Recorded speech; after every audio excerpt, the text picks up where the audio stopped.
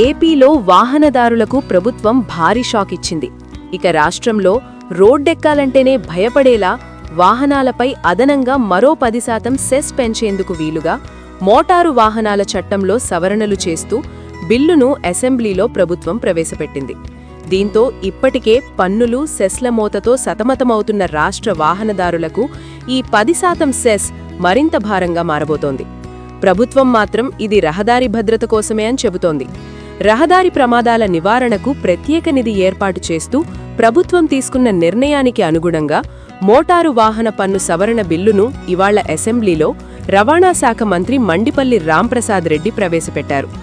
Road సేఫ్టీకి ప్రత్యేక నిధి, రహదారి భద్రతకు 10% సెస్సు వసూలు చేసుకునేందుకు వీలుగా ఇందులో సవరణలు చేశారు. రాష్ట్రంలో రహదారి ప్రమాదాలను తగ్గించి భద్రతను పెంపొందించేందుకు ఆంధ్రప్రదేశ్ మోటారు వాహనముల పన్ను విధింపు సవరణ బిల్లు 2026ను ప్రవేశపెడుతున్నట్లు మంత్రి మండిపల్లి తెలిపారు.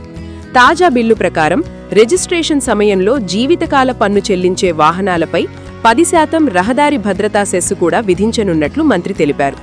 ఈ నిధులను రహదారి భద్రతా మౌలిక సదుపాయాల అభివృద్ధి, బ్లాక్ స్పాట్ల మెరుగుదల, ప్రమాదాల తగ్గింపుకు వాడబోతున్నట్లు ఆయన పేర్కొన్నారు. ఈ సెస్సుతో రాష్ట్రానికి నెలకు సుమారు 22.5 కోట్ల రూపాయలు, సంవత్సరానికి 270 కోట్ల రూపాయలు ఆదాయం వచ్చే అవకాశముందని మంత్రి తెలిపారు.